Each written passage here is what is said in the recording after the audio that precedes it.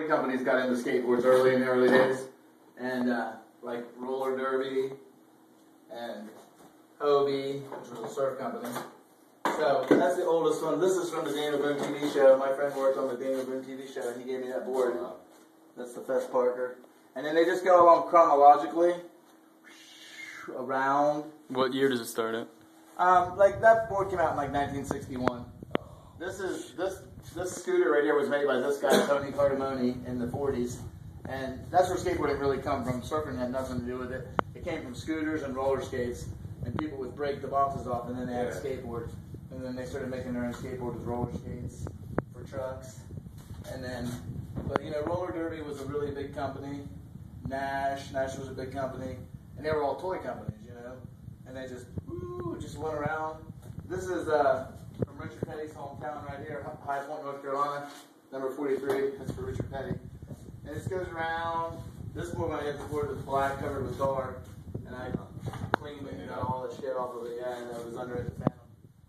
I got all my skateboards at flea markets, thrift stores, word of mouth, and from people realizing that once I had the collection. So it just goes around slowly but surely. Here's an Apollo board. It's a pretty sick one.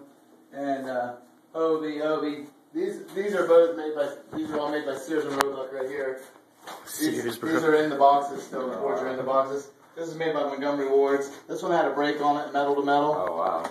Okay. Brake, dude. And I mean, look at the tires on this thing. Yeah. Talk about creative. I bought that at a flea market in Holly Hill, Florida, for like $9. Bargain. So, and then when plastic came around, also came the urethane wheel, and so that changed the whole aspect of skateboarding. So skateboarding went from metal wheels and clay wheels right out of roller skating to its own newfound product, which was plastic and urethane.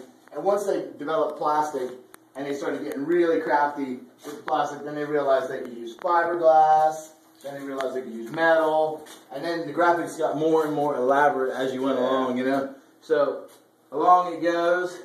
This was my first ever board right here, a freeformer.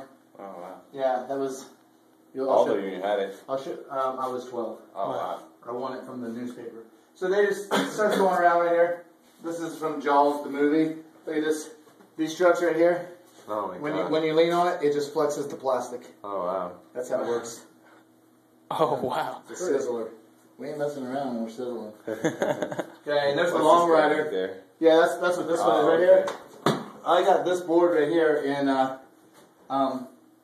Dallas at a flea market, and it was a mile long by a mile wide. This one actually goes right here. It was a mile long by a mile wide, and I